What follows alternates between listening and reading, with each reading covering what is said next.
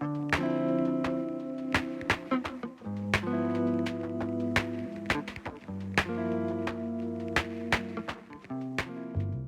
it is Joe with Bess Living, and I am so happy that you have chosen to join me today.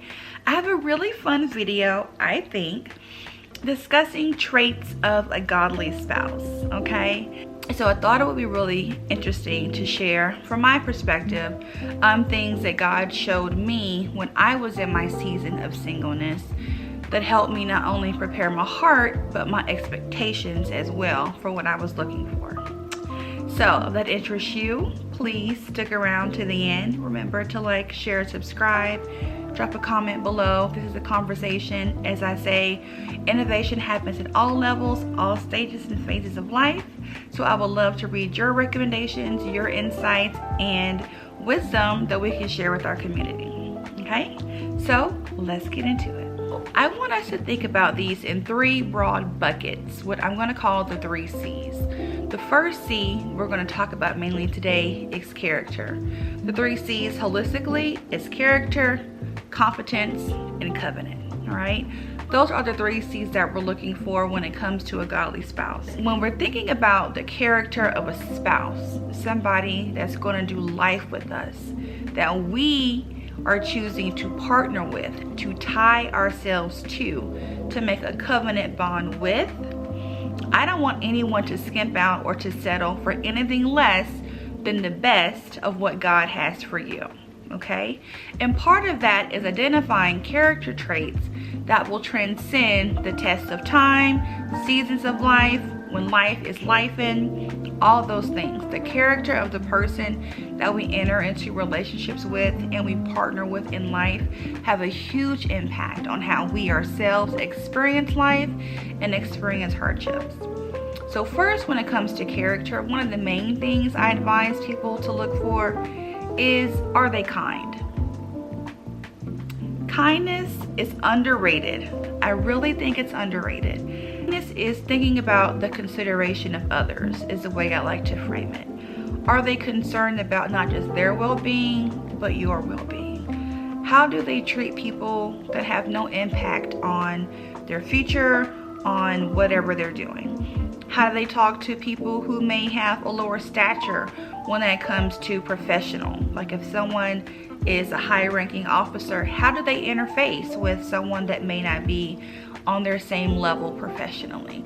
Those type of things can really help inform how that will translate into a relationship. What kindness also does is it thinks about the impact of their decisions on others. That's a huge part of marriage. Really one of the main components is, how does my decision or my spouse's decision impact me personally and impact us as a unit, and then our family as well, right? So it's a 3-pronged approach or ramifications for someone making decisions.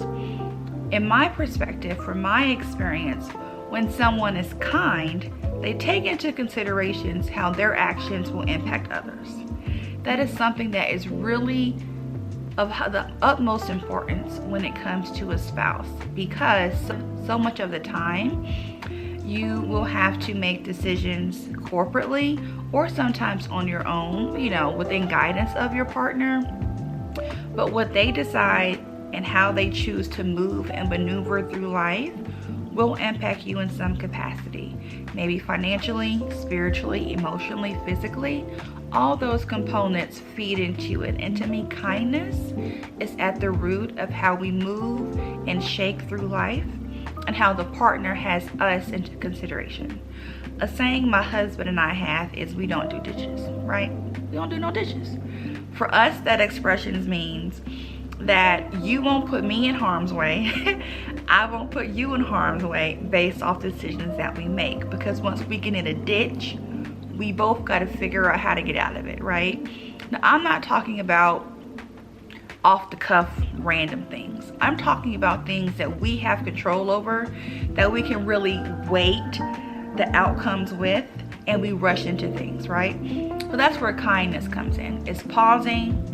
Do they have consideration for my feelings, my thoughts on a situation, and how do we move forward, okay? Number 1, kindness. Number 2 that was really heavy for me is integrity. There is a scripture in Proverbs that reads, Proverbs 10:9 exactly, "Whoever walks in integrity walks securely, but he who makes his way crooked will be found out." It's what the ancestors has always said. What's done in the dark is going to come to what? The light. What I like to say, or what I grew up hearing, is that integrity is your word is your bond, and it's your ability to follow up and to follow through on what you say you are going to do. That is another crucial component of any relationship, is your integrity. Can you be trusted? Can you say what you're going to do and mean it? Or are you wishy-washy, meaning you say one thing and you do another? Integrity is, again, something that cannot be overlooked. 3 is respect or respectability, which in essence is to have a regard for, to think of for the betterment for, right? So respectability can also mean proper, having etiquette. But so respectability in the context that we're talking about today in relationships is really how they treat themselves and treat others, but also more importantly, in line with what we talked about for kindness and consideration, is do they value your opinion? Do they value you as a person? And you as a person, not just as me as being Joe and being a woman, but what I bring to the table, my thoughts, my ideas, my feelings. Are those valued and also validated? That they aren't gaslighting, that they aren't being manipulative, right? All of that lends itself to being of respect and respectful. Because when someone respects you as a person, they have a high regard for you. They have a high consideration for you. And that's exactly what we are called to do in marriage, right?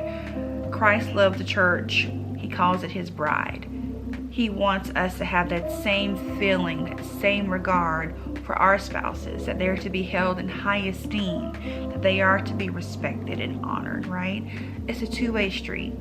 So respectability is very important when it comes time for you to look for a spouse, because most of us have witnessed situations where certain relationships and certain people in relationships have been uncovered, they've been embarrassed, they've been shamed by the actions committed by their partner. And I don't want that for anybody, right? It makes you uncomfortable, makes me uncomfortable when I witness somebody being disrespected or not being held in esteem from their partner, because that's the person you're supposed to be able to have that type of safety with, right? Not just safety physically, but safety and vulnerability emotionally, mentally. All of that is so important. And when someone has a lack of respect for you and or themselves, it will be evident in the way that they treat you consistently. Okay, I'm not talking about somebody had a bad day and they kind of snapped and was a little snappy turtle. No, it's more about the consistent behavior in which they are showing themselves to be respectful and considerate or not. Okay, so take inventory. You don't have to say it out loud to anybody but you and God, but take inventory of the times in which you feel respected versus the times you don't. And if you have more times than not, that might be a red flag, okay? The Bible says a warning always comes before a fall. God drops hints and crumbs all along the way. But we have to choose to have vision and insight to see and to notice what he's doing, okay? So that is respect. So number 4 is consistency. Okay, consistency is the metric, the quantity, the number of times, the frequency in which the person that you are with is able to follow through and follow up on what they say they are going to do. Again, your word is your bond. So it's similar to what we discussed, but it's assigning the metric. One is saying that you are going to do it, and one is counting the times that you have, right? So again, if you're with someone and they say, I'm gonna pay the bill, and the lights go off, well, they didn't pay the bill, right? How many times would you allow that person to not pay the light bill before you be like, well, Foot, I gotta pay this bill, or you gotta go pay this bill so we can have some light, okay?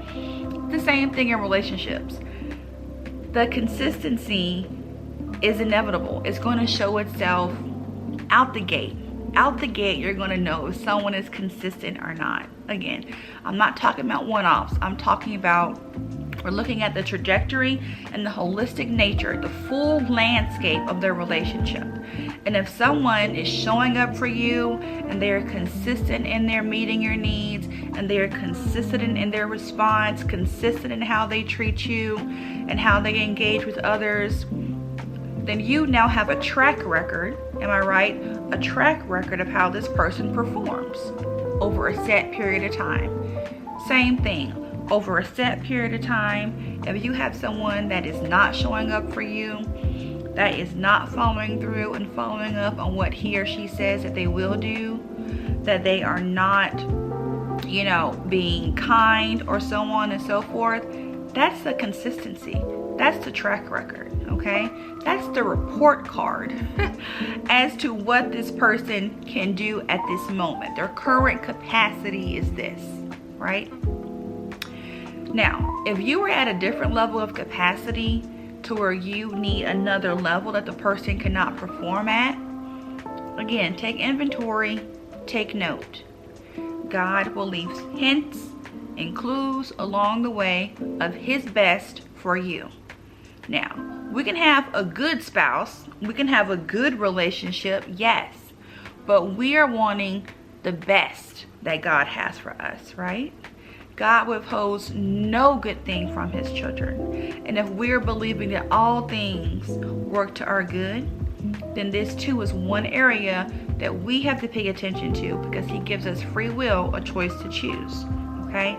So the consistency and the track record of a person will definitely help you inform their kindness, respectability, as well as their consideration, okay?